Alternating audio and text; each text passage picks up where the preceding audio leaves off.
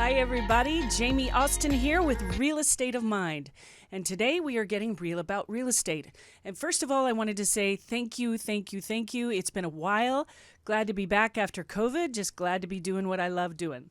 And today I have a very special guest with me. Her name is Chella Diaz.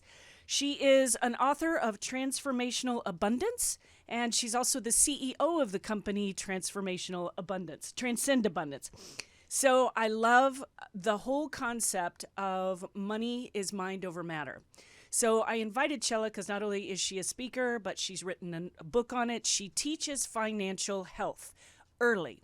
And that's something that I think many people, they get older in life and they think there's no way I can afford real estate. Absolutely no way. It's just too expensive. I didn't start soon enough. I'm just going to give up. Well, I'm here to tell you there's a way in, and Chella's going to help us with that. So Chella, tell us a little bit about yourself. Oh my goodness. I love that intro. Yeah, I think for me, it's about no matter where you are, whether you're young or you're old, it's always a good place to start. Yes, ma'am. So this is going to be for, grab your friends, come in and listen. I love it. Because we're going to give you the tips and tools that are going to help you get there. Right. And when I started this podcast, a lot of what I was thinking in my mind is I had many girlfriends who were in their late 20s, successful careers, and they weren't making the step to purchase real estate. And they just weren't. And I was like, why are you hesitating? And for whatever reason, it might have been a story that they told themselves, like, well, I'm going to wait till I get married, because then once I get married and start the family, then I'll start buying real estate. And I'm like, girl, why don't you start now? And then some of them did. And I could tell when they started a little bit earlier, their wealth building through their real estate portfolio just exploded. So, and I just think it starts really small, not to be overwhelming, but some small tips that can really give our viewers and listeners something to help them out. So when you think about people, when do you think people should start to learn about money? I think people need to start when they're 5 years old. Put your toys down. We're learning about money. No, because they're learning to count. Yeah. So why not teach them to count with money? Yeah, smart. Real money. Smart. So we're not going to be there all day, but what if at a very early age we teach our kids how to prepare for meals? Right? Take a kid and say, okay, and I did this with my own children. So I have two sons, and they were in charge of preparing the meal. Right? So how much does it cost to put a meal on the table? Wow. Right? Would you take them to the grocery store? Very good point. Like you're reading my mind. Not only that, but it's also time management, right? Because Yeah. if you want to make lasagna, you can't just come home and want to make lasagna. You have to prepare. You have to go to the store. Right? So there's a time management as well. But also it tells them how much does it take. And they would have the money. They would have their own items, and they would pay for the groceries. Oh, right? I love it. So it's getting them to think about money in practical ways. I love that. And I would think, like, because I would go to the grocery store with my mom all the time. So, like, you start to then, even at an early age, start to say, well, pasta is less expensive than a steak. So what can we do with this? And if I've only got a budget of this, what can I make with this? And make it fun. Exactly. That's it. That's the key. We love have it. got to make it fun. And also the pride and joy that they had because they prepared the meal, then they also had to cook it. I forgot to mention that part. And I also happen to know firsthand Chella is an awesome cook and baker. One thing that I remember very distinctly, now this is when I was 15, I think 15. I started working at 14, but I remembered I liked lots of shiny things, beautiful things. And my mother was like, she was an elementary school teacher, and she would say to me, you can have anything you want. Anything you want. You just have to learn how to pay for it. And then I was like, so if I got a job, could that money really just be mine? Or do I need to help with household expenses? This is at 14 and 15. Right. She said, nope. Anything you work for is yours. So I got a part-time job selling shoes at Dillard's in high school. And I started earning more than my mother did working 40 hours a week. And she was like, what? And I was like, the savings, the pride, and I stuck it away. I did buy a few nice things, but I thought, I really liked the feeling of having something aside. Now, the one component I didn't have was an awesome financial teacher to say, okay, so now you've got this savings account, which really isn't earning anything. Let's put it into a money market account, or let's learn how to invest. And even that could be an educational, fun thing. So what is a healthy way, and you just already started to touch on this, what is a healthy way to incorporate money discussions into practice? And what are some unhealthy signals you might want to look for? So healthy is how you talk about money. So now you're an adult, and we're adulting, so we have responsibilities. When you're sitting down to meet your obligations, whatever you're going to do, the online pay, whatever it is, how are you feeling? What's the emotions? Ooh. Are you sitting there as like, oh, I have to, what about this money? I'm going to have to, or are you feeling grateful that you have the money to meet your obligations? Oh, I love that. And another thing I thought was interesting is the feeling behind it, because I remember being in college and credit card companies just started throwing credit cards at me like, spend, and I was like, you don't even know me and you're going to give me $20,000 to spend? And then I was like, whoa, something doesn't feel right about that. And then I watched some of my student friends like start to charge up, buy fancy clothes or whatever it was in college. And then they graduated and they had to pay for their college and they had credit card debt. And I was like, oh no. And of course, some of my friends who became entertainment lawyers are still paying their college tuition, which is insane. It's unbelievable, right? And I don't know, we can talk about student loans is a whole different topic, but it's the credit cards, right? Because they make it so easy for you to go out and charge $3,000, $5,000, and then make that minimum payment. That is exactly right. And you think, oh, I'll just make the minimum, no problem. But they don't understand the minimum will never get you out of debt. And then that $10,000 loan could end up costing you $80,000. And that's what we're going to help your listeners right here and now is, what if you or somebody you know that has credit cards adds up 3 months worth of interest on all of your credit cards? Okay. Whatever that is. Doesn't matter. Don't judge it. Add up 3 months worth of interest. Okay. Now, let's say that's $500 you're paying out. Okay. Right? Imagine, now that's $2,000 a year because that's 3 months. Imagine what you could do with $2,000 in your account. Ooh, I could take a trip. I could invest in my education. I could anything. Right? And when you begin to think about, okay, how can I pay these off faster? Because now you're looking forward to having, let's not even think about the payment. We're just talking interest here. The interest, yep. We're just talking interest, right? We're not even talking about the payment that you're making on it, but now you're thinking, and that has been a game changer for a lot of my clients. And by the way, they just raised the interest rates again for the first time just yesterday, and they're expecting 6 more hikes before the end of 2022. So people, if you have any credit card debt, the best thing to do is if you can also get a credit card counselor and just check in with them and see if there's any way that you can get out of debt or get in a debt program, because I have a feeling there's going to be a rude awakening for a lot of people who are carrying credit card debt this year, specifically. Yeah, and that's a really good way, because when you, of course, stop using them, it's a wants and a needs. Absolutely. You know what I mean? It's Absolutely. and going out to dinner is not a need, I'm going to say. It's a perk and it's a plus, but it's not a need. It's not a need. Yeah. But that's really going to help. It has helped so many of my clients, because now they're like, oh, just thinking of how much I could have in my account based on the interest, that is a huge motivator. Yeah. And I know that a lot of your programs that you speak to are specifically geared for women, which I love. I mean, I'm all about empowering women. I'm all about empowering anybody to build their real estate wealth portfolio through buying and selling real estate.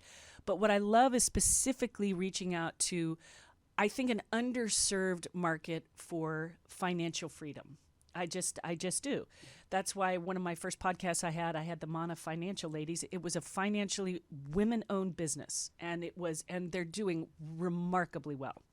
So I love that. So specifically, what messages around women do you hear most often in relationship to money and position? 76% of women do not believe they're good with money. That is a very powerful statistic. Right? And so if you already are under that impression that you are not good with money, right? So how can we undo that? Yeah. Because actually women we're pretty darn good with money. They're the ones at home budgeting for the family, taking care of the bills usually. And that is a stereotype, but normally the norms across for many, many decades before, the women took care of the household and the payments out, and the husband maybe brought home the paycheck, but now that's all being turned on its head. So isn't it interesting that there's still 70% of women that think that they're not good with money? But we're really good with money. You know, we're budgeting. Yeah. We're the ones that do again, we're not saying all, there's definitely men out there Absolutely. that do it. We're not Absolutely. saying, but we're saying 76% of women don't believe. So one of the ways to start doing that is, what if you start being consistent with putting something away? I love that. Right? Yep. It doesn't matter. I don't care if you start with $20 a month. It doesn't matter. It's the consistency. Mm-hmm. $20. Now, I do have a friend that started with 10%, Okay. putting away 10%. Great idea. She's up to 60%. Wow. 60% putting away. Putting away. I love it. And has she diversified what she's doing with that money? Oh, God, yes. Yeah. Oh, yes. There's the thing, too, that's fascinating. And then you start to go, I've got all this money. How is my money working for me? Is it working smart or stupid? And then when you get the feeling of, wow, this initial amount of money can suddenly compound and multiply and multiply and multiply, then it gets really fun, doesn't it? Absolutely. So think of the money that you have as your employees. Okay. Are your employees lazy? Oh. Are they making money for you? Are they working for you? Or they're just sitting around, right? So Yeah. that's another, if you start thinking about it, I also like to think of, you're the boss, money is your employee, I love that. right? Yeah. We got to make the employees work as hard, right? We got to make it so that we're getting the dividends that we want out of it. Right, right. I like that. That's really good. So on that note, going to the next question, what advice would you give to young women or people that are looking to make their first home purchase? I say you need to definitely, there's so many resources everywhere you go. Mm-hmm. There's first-time home buyer programs. Yep, absolutely. Right? We got to start, we go back to it's $20, $40, $60 a month and build. Mm-hmm. What if you start doing $20 a month for 3 months and then you double that? Ah, yeah. Right? It's just Incrementally. it's Absolutely. that's how my friend started at 10%. Now she's at 60. I'm afraid to call her because, You're like, uh-oh, she's going to get to 80 and then make all of us look bad. Absolutely. But start putting something away. And the one thing I notice, at least about in real estate, is I deal with very experienced like sellers that have multiple properties in their portfolio. And then I also have a really good understanding and patience for first-time buyers because they're really navigating this process, and it's scary, and it's the biggest investment normally that anybody will ever make in their entire life. And I don't care if you move up to another house, that's still probably going to be the largest investment that you've ever made. So the one thing that I hear is that they assume, well, there's no way I can afford a house because you need 20% down. I don't know how to get that out of people's heads, but there are so many creative loan programs now, and there's FHA loans, which will allow you to buy a house with 3% down. You can buy like $1 million plus property with 5 to 10% down. So it really doesn't matter, but I think what matters is starting to talk money with people like a financial advisor, an author, take classes, listen, and speak with a lender. Because I think some of my clients that I've got now, they had no idea what they could afford. And they just told themselves a story without doing the research as to what they could afford. And then when they got back to me and I was like, so now how do you feel? And they're like, well, I didn't know I could live in a neighborhood I always wanted to live in, and I said, yes, and your first place is not going to be your be all end all, but it's going to be something, and it'll get you into building equity. So it's what I love to say is people who are renting, 100% of their income is out the door. Right. Yeah. And so, and it's like, again, you don't have to start small, and you don't even have to buy, obviously the podcast is located in California, and yes, I understand. California is a very, very expensive state, as is New York, as is some other states, right? But you don't even have to buy in California. You could buy in another state and pick up an investment property and keep renting in an area that you might be outpriced now, but then you could buy an investment property in another state that is affordable. And that's gold. It's thinking outside the box with money. Absolutely. One and two, maybe your first purchase, you go in with partners with somebody. Absolutely. Right? Absolutely. So now you're bringing your monies together, you're combining the resources. There's so many different ways to get in. Yep. And I'm not saying this to brag, but I did purchase my first home when I was 23. That is phenomenal. And had you had your kids yet at that time? No. No. So you purchased this outright. That's amazing. Right? But to me, money just made sense. Mm-hmm. I purchased my first car when I was 17. Wow. Right? I knew that I wanted a car.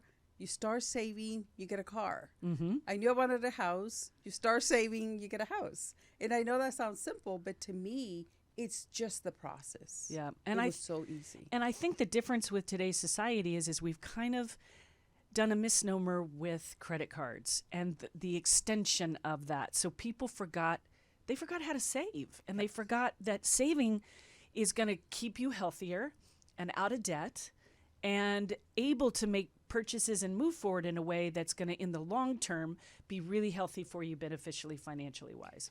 I would like for your listeners to think about a possibility account. Oh, okay. Right? I don't particularly care for a possibility account is where you start putting money away to replace 3 months of your monthly obligations, to replace your tires in your car, Okay. to go on a vacation, and to buy your home. Ah. So possibility account is just that is the possibilities are limitless, Yeah. right? But when you begin to watch that account grow, Something changes. yes, It's like your endorphins change. And it really is. It's that I'm going to be okay. I'm not always having to live hand to mouth, paycheck to paycheck. And I do want to be really cognizant of there are people that are living paycheck to paycheck. And maybe right now, because of COVID and lots of different situations and inflation and gas prices, all of these things are contributors. But I think, just like you said, if it's $10 a month you can put away, do that. Just really start small. And I can't stress enough just how important and how good it makes you feel.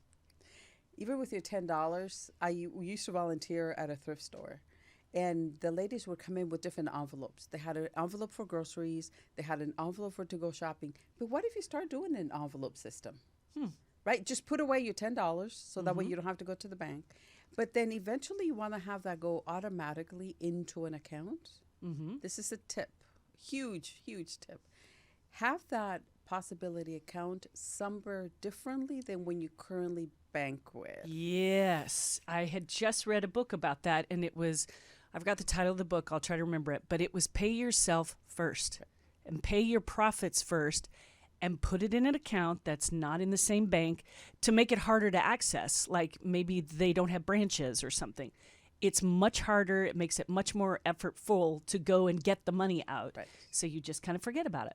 You're tricking yourself. That's Yep. exactly what you're doing. But that's one way, right? You put away, you do a direct deposit, you continue to send money, but make it difficult for you to go out and get it. Because if it's in the same location, you know you're going to get on your phone. It's very easy to just swipe and transfer. Right, exactly. So trick yourself into doing that. But also, is there something, let's say you have absolutely no money to start this with. Okay. Is there something you have in your house that you haven't used in 12 months that you could sell? That is a great idea. We all have stuff in our house that we haven't used. And I'm amazed, like, even if you have kids and the kid, like, babies grow so fast and then suddenly you've got a stroller that they can't work with anymore, or clothing or items, appliances, extra appliances or something. So if you have something in your household that you haven't used, that could be the way to start. So we're all of it, right? Even if you have nothing now, that will be your starting point. So now you just need to be consistent and apply to it every month. I love it. I love it. So what concrete steps can anyone take right now to get in a better place financially? So start small, incremental. That's what we talked about. Do you have any other ideas? Really? Selling things? That was an awesome idea. Yeah, because you've got to know where your money. And this is a $10,000 tip here. I always like to put a value on my tips. I love it. Because you got to keep track of where your money is going. Mm-hmm. Yep. So for 7 days, write down where your money is going. Anytime you spend over $1, you write it down. You're Okay. going to do that for 7 days. Mm-hmm. At the end of the 7 days, you're going to take that list and you're going to divide it into 2 columns. How much was invested on needs? How much did it go for wants? Okay. Because that's going to give you an idea. So you're going to do this ultimately for 4 weeks. At the end of the 4 weeks, you are going to be shocked to see where your money is going. And I bet it's in a large column of wants It's and not needs. Like $1,200 to go out for lunch. Yeah. Or snacks, which is one of my clients. Right? So doing this is going to show you where your money leaks are. Mm-hmm. But then now let's say the eating out, because that tends to be entertainment, eating out tends to be the highest one. So let's just go with that one. I don't believe that you need to cut back. I don't believe that you need to give up everything. So it's not about that. But if you're going out to lunch 5 days a week, what if you cut back and go out 3 times a week and you put away whatever amount it was, the $20, $40, $50, into the possibility account? I think that is a brilliant idea. And the one thing, I'll take it down really, really to a small microcosm level, coffee, Starbucks coffee. Like, some people get them 3 times a day. That is $15 a day, 5 days a week. I am shocked at how much money that adds up very quickly. And it's just one small thing that you think, oh, this is not harmful. I won't even notice it. And then you realize you're spending close to $375 on coffee a month. Totally agree. I don't know anybody that does 3 times, but I do know somebody that does one. But when you do this exercise, you're going to see it in black and white. Yep. Right? And also it's going to show you, I would even take it one step further and write down Monday, Tuesday, write the actual day of the week. Yeah. Let's say it's Friday only because this is what's been more common. Then what can you put in place? Let's say that you go out for cocktails, the dinner, Friday night, whatever, celebration. What if you cut back on your Friday night activities and just do it twice a month instead of every Friday? And every Friday, yeah. So what I'm kind of hearing overall is first of all, you have to get really current with your current situation with money. You have to look at it. You got to talk to it. You got to make it your friend and not your enemy. And sometimes that's really uncomfortable for a lot of people, because if the bigger goal is to eventually buy a house or to get out of credit card debt or whatever that is, you have to really start from ground zero, which is looking at everything and make it real. So 4 weeks following your money, anything you spend over $1, you track it. And then you cut it in half once you take a look at that, needs, wants. And then just scale back. We're not saying deny yourself, make it miserable, but scale back and really take a look. Do I need to go out 4 times a month on a Friday night and spend $200 at dinner, which easily happens, not even at a fancy place here. Couple of glasses of wine, whatever, and then a nice entree or whatever, you're probably looking around $150, $200. That's a lot of money, and that adds up very fast. And then eventually, I think once you get the practice of that, then it's like, if you want to spend that money, you're very conscious. It's not just, I won't see it, I won't look at it. You're very conscious of what you're spending, and that makes a different shopper. And even down to real estate investment, that makes a big difference in the mindset going forward. Absolutely. Because all the money that you're putting into the possibility account, it's adding up. Mm-hmm. So when you see $2,500 in that account and you're thinking, okay, I'm going to go out to dinner tonight and probably $200, or do I just want to stay home? You know what I mean? It makes it a lot easier to say, it makes it a lot easier to say no to the shiny objects. Yep. And we got a lot of shiny objects in LA, in addition to a lot of shiny people. So if there is one really misguided belief around money and abundance, since you are the Transcend Abundance CEO, if there's one misguided belief, what do you think it is? Is that just because you don't have money, you cannot save. Let's talk about the paycheck to paycheck person. That's powerful. Right. Because there's always, it doesn't matter. If I'm able to help my retired ladies save money, retired ladies who argued with me because they didn't want to follow the 4-week task, they argued. They're like, no, we're on the fixed income. We know we don't. But they did it. They did the 4-week task. When I went back to the community center, they were waiting for me outside. They could not wait to tell me. They could not wait, right? But first they fought it. So if I say if I'm able to help my retired ladies on a fixed income find money leaks, so they found that they were going out to yard sales every weekend, $25. That's $100 a month. Yeah. And then so now they're going to cut back. They're only going to go twice again. I don't believe in giving up. But then they found they had so much stuff. They started having their own garage sales. I love it. So if I'm able to help my retired ladies with these 4 weeks of you keeping track of your money, anybody can find money. And you can even start that at 5 years old. I'm going to put $5 worth of Legos here, and I'm going to save my allowance here, and look at my needs and my wants. I love it. We need to start talking about needs and wants very early on. We do, and I think it's sort of one of the elephants in the room that I would venture to say probably at least over 50% of people do not know how to have a healthy conversation around money. They weren't taught it. And it was like, as a kid, it was considered rude to talk about money at the table. And so you grow up, being a pseudo adult with having no skill set whatsoever to take care of yourself, first of all. And then you might even have started a family really young. Then what do? So now you're forced into an adult situation where if you had those really important conversations, and which kind of leads to my next question, people that say that I don't come from money or I can't afford to buy it, I'm outpriced in this market. And I can understand where the mindset might go there. But just like you said, if you can help retirees save, the idea is to identify the money leaks. Where are those happening in your day-to-day budgets? And even as small or as simple as it sounds, sewing up those leaks are going to be the first step into getting you financially independent and putting it in the possibility account so that then you do have money for a down payment for a home eventually. And also, if you're happy to be in a relationship, talk about the money conversations that you remember listening to us as children. Because this is going to avoid, this is not marriage therapy, but this is going to avoid a lot of, because,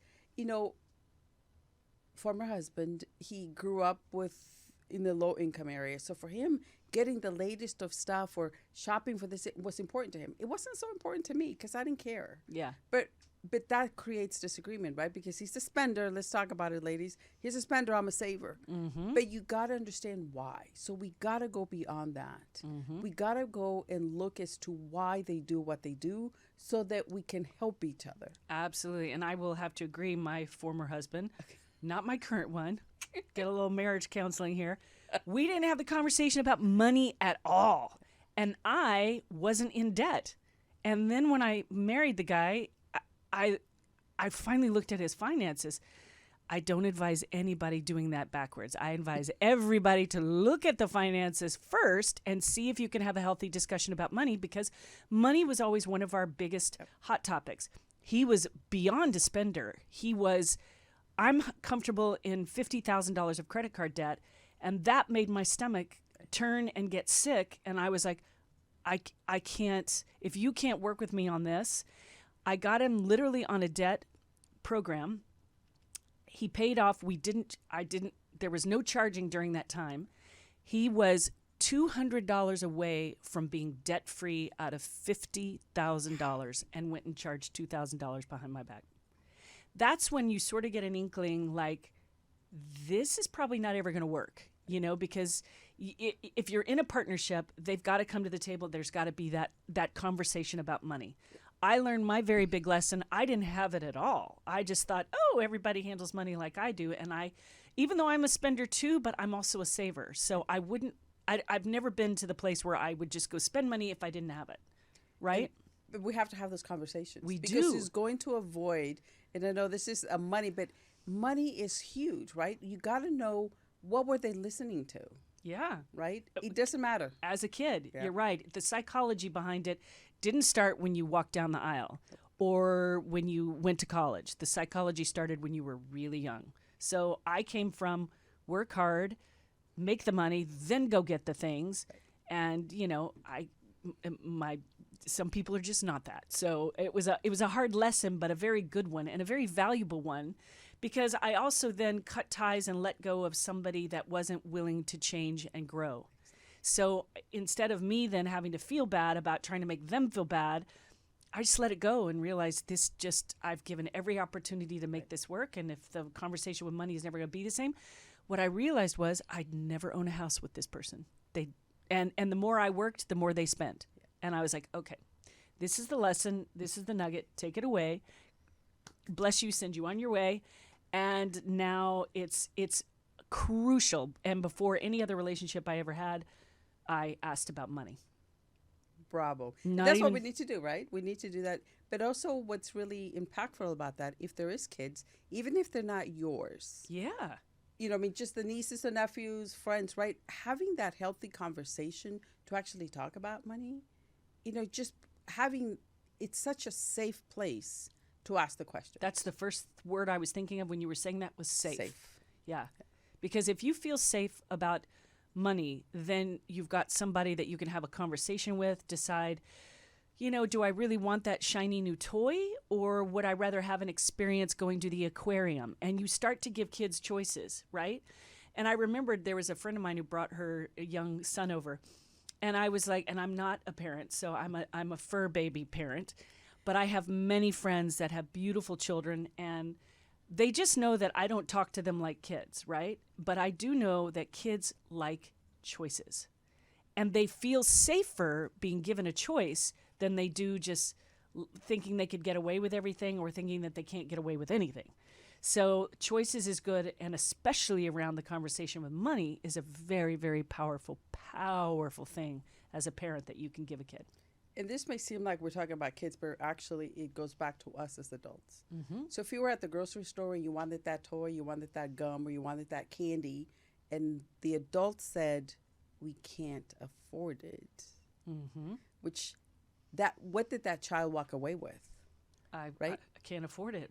I'll never get the things I want. Right. Yeah. But as an adult, if we, in the same situation, I have nieces and nephews as well, is like, that's a great idea. Why don't we talk about it and see how we can work that out? Mm-hmm. Because again, we go back to choices, because now they're participating in the decision. Absolutely. Which helps them out as adults make Yes. great decisions or better decisions than they would without it. Right. So as adults, go back. This is truly a $100,000 tip. We've gone from 10,000 to 100,000. 100,000. I want $1 million tip before the end of the show. I usually do. My average is it 500,000 during the show that I did. We added up on the tips. Go back and remember what the money conversations you listened to. I love it. No blame, no shame, no guilt. Just remember what those were and write them out. That's a good advice. 2, what were the emotions with that? Mm-hmm. Right? It's not just what the conversation, but what did that little child, what were the emotions that they were going through? Because when you see emotion, what really I hear is energy in motion. So before you're going to take an action, energy in motion with the emotion, nobody's going to take an action if they don't feel something about it, good or bad, right? So if you can get to the emotion of something, you have a much better sense of how to handle it. And I tip the third part of this, now you're going to understand why it's 100,000 is because write a letter to money. Oh. Write a letter to money. Imagine the money is a friend that you haven't seen for a while. Okay. What would you tell a friend if you haven't seen them for a while? But you had great times together, right? What would you say? You've just had a renovation and I love it. Right, but this is where your money relationship will begin to shift. Yeah. Invite money to come back into your life. Invite money to, let's do a weekend getaway. I don't mean literally do a weekend getaway. We're not going to invest money right now. But when you begin to build that relationship with money, imagining the money is that friend that's there cheering you on every step of the way, things will shift. I like that a lot. It's a positivity around money where normally money's taboo, has probably more, generally speaking, a negative connotation than a positive one. So if we can switch that mindset, which is why the title of the show today is Money, Mind Over Matter, this is how we make those changes. And I love everything you're saying. I really do. So I think we're actually, this is just fascinating because I really do want $1 million tip before you leave. So I'm going to get it out of you. We're adding it up. We're adding up the I tips. love it. So I think we're at 110,000, but we'll get there to $1 million. One thing that I've heard my more in my adult life is surround yourself with people that have more than you do. And that could be education, that could be a position. Surrounding yourself with people who are successful can become inadvertent mentors, right? Mm-hmm. How did you get there? So it's not like, I think there's a lost art in getting a real mentor, a financial mentor, a position, a job mentor. So I think surrounding yourself with more people is a good thing. And I want to hear your thoughts on that. Absolutely.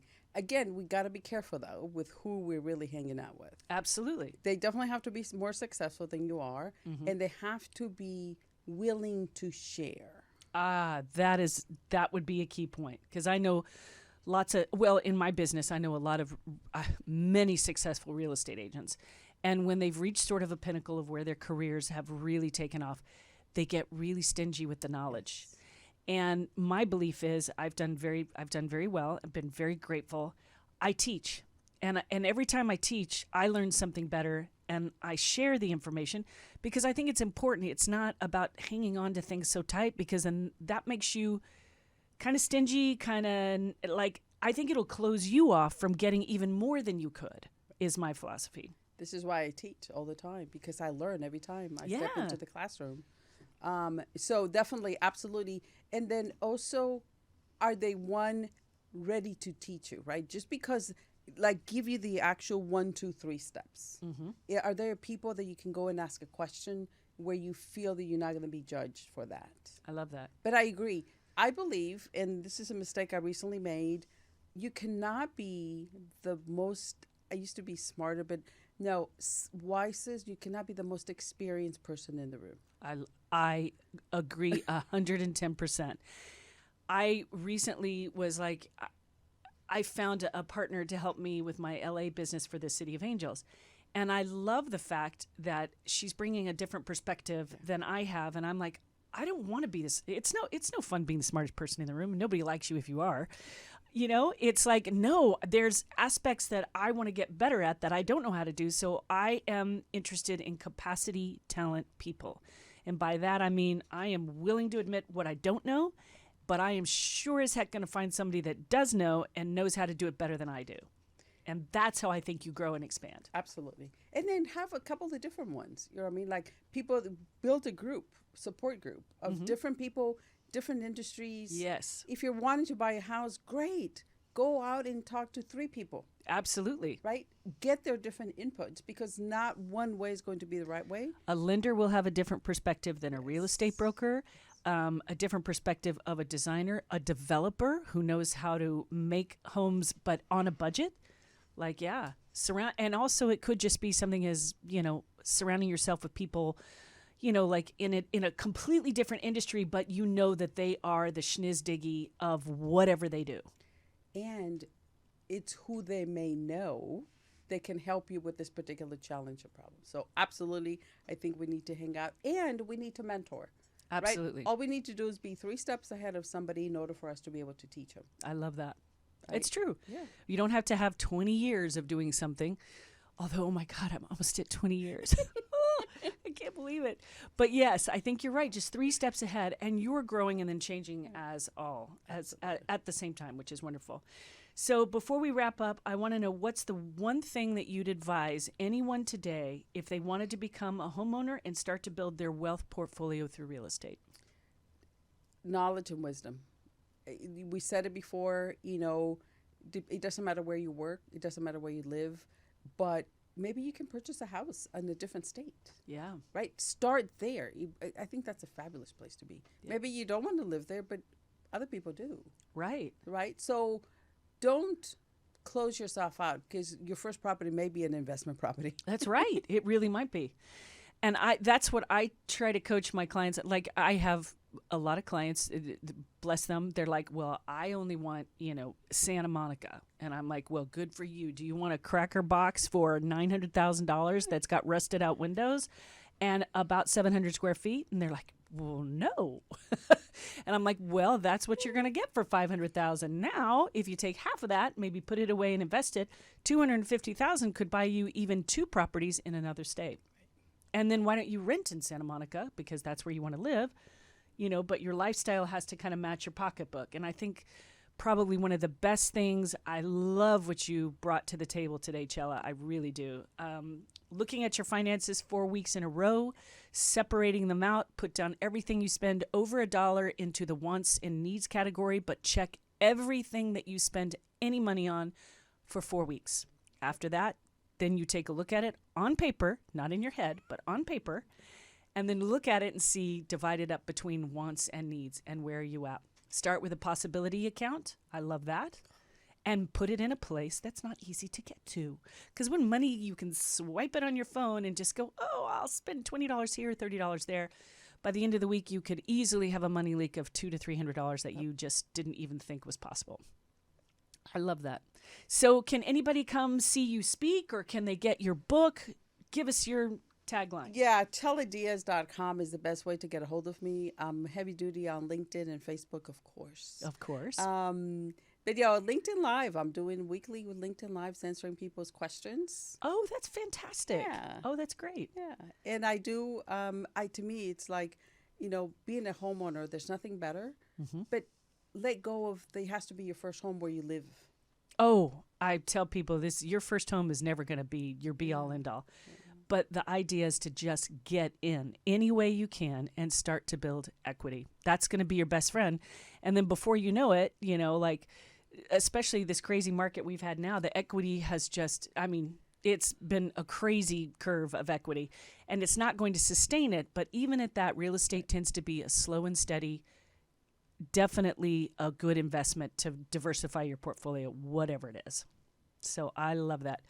Well, I think that's about it for today. Thank you. Chella can come back anytime she wants to share these tips. I love it. $1 million tip.